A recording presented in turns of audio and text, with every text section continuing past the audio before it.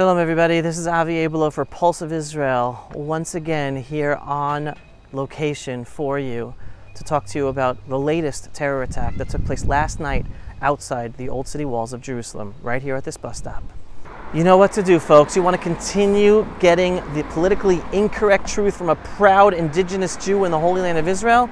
Just make sure you subscribe to Pulse of Israel on pulseofisrael.com today. And to continue our work, all you have to do every once in a while, just click on the donate button. All right, here we go. This is what happened, folks. Follow me. Welcome to the old city of Jerusalem, everybody. What you see in front of me on the hill opposite is the Mount of Olives. All right, so we are here in the old city, but I'm not going to be walking in the old city. If we continue straight down this road, we'd be going down to the western wall of the Temple Mount and to the entrance of the Temple Mount. We're actually going to be leaving the old city of Jerusalem right now and heading out Shar Tzion, Zion Gate. All right, I'm going to be taking you to where the terror attack took place last night.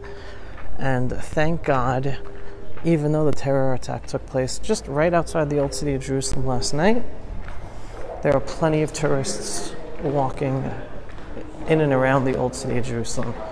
All right, so no one's been made afraid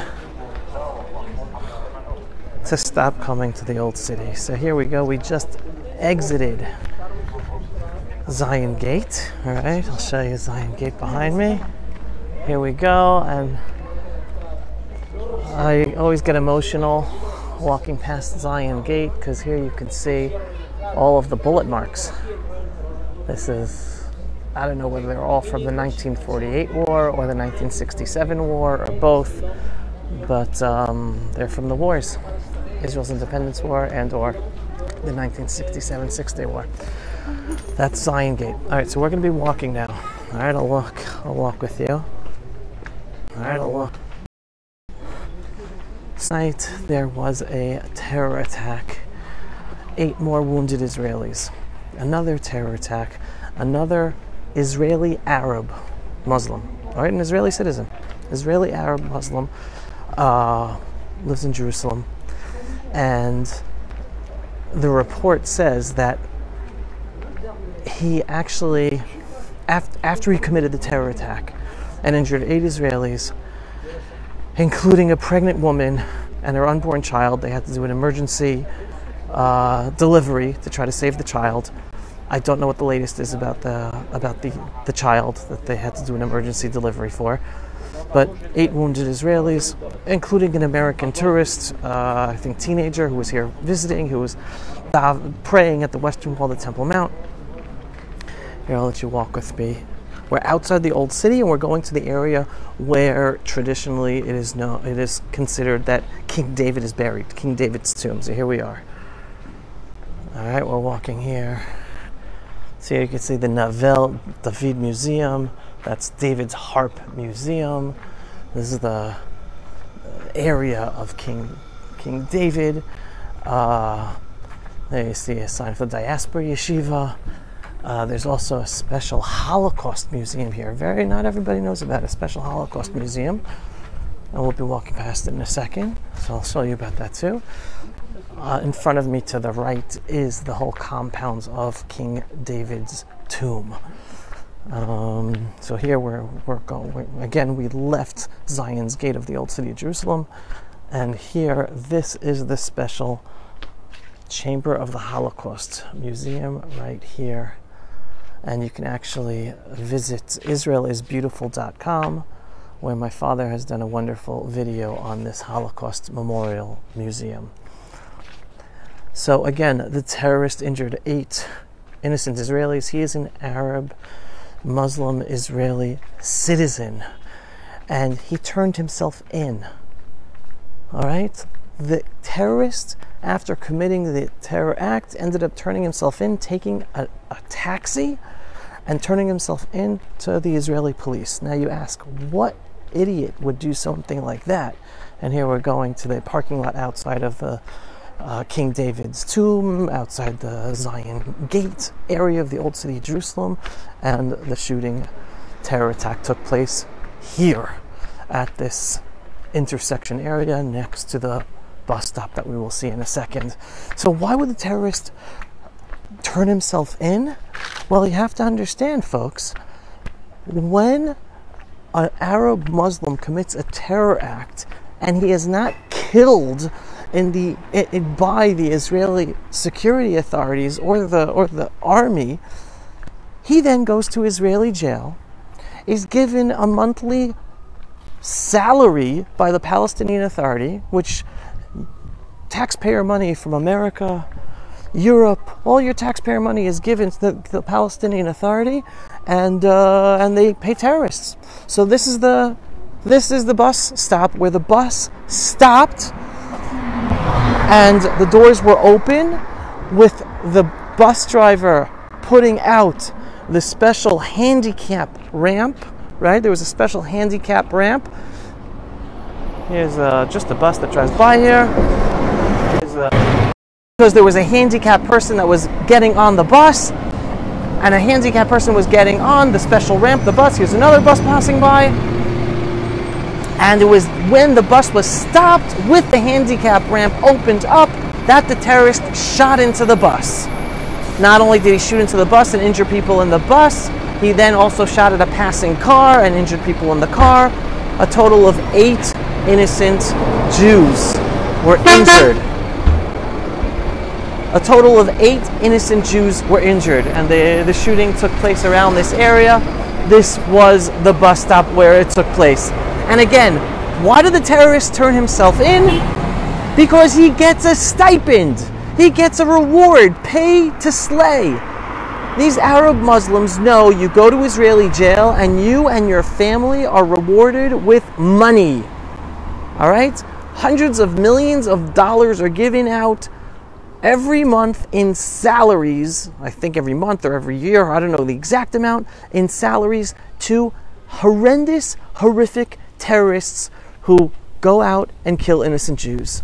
So whether it's because they're told and educated to commit terror attacks, or whether it's they're just having a bad life and they want to leave with a bang and get money for their family, or they want to go down in the history books as a shaheed, as a martyr, because they have some blot on their personal history of their lives. They didn't pass a test, they were caught adulterating, who knows? Plenty, they have all these reasons where they have been normalized to believe you just go out and kill a Jew and then your life will be good and you'll go down as a martyr in the history books of the world of Islam. So it might be right now that they go down in the history books, but the years are going to come and they're going to go down as despicable rodents of history. Now again, not only do they receive a salary for killing innocent Jews, and therefore he turned himself in, but when you go to Israeli jail, these terrorists get to live in a Hilton.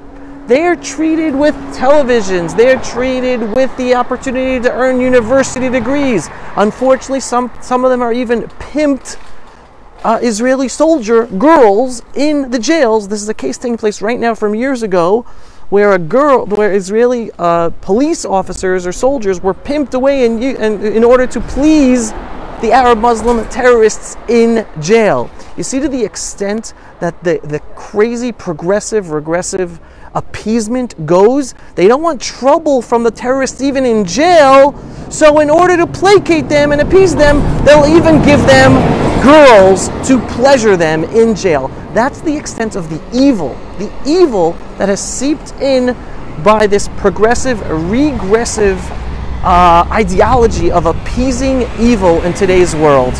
So, last night's terrorists who came here, shot up the bus, shot up the car, whoever he can hit, injured 8 innocent Israelis, including a pregnant woman and an injured baby, and then turned himself in order to get a salary, because he knows Israel's not going to kill him. He should be put to death, right? Any terrorist should be put to death.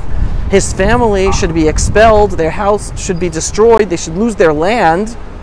Right? That's how you deal with a tribal culture. Make them pay a price. Make the tribe pay a price. Make the family pay a price. It's not just about the terrorists. It's the culture, and it's the tribal culture that allows them to act this way.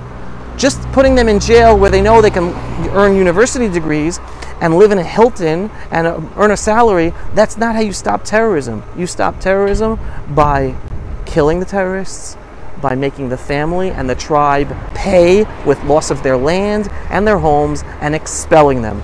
That's how you make them pay and understand that the way to stop terrorism is to take away every single incentive from their culture, not from the Western progressive, regressive culture that doesn't know how to punish and instead just appeases, but based on their culture, punish them in a way that they will understand that terrorism and killing Jews does not pay. Not only does it not pay, they will be punished big time, lose their home, lose their land, be expelled. That's how Israel should be dealing with terrorists and terrorism.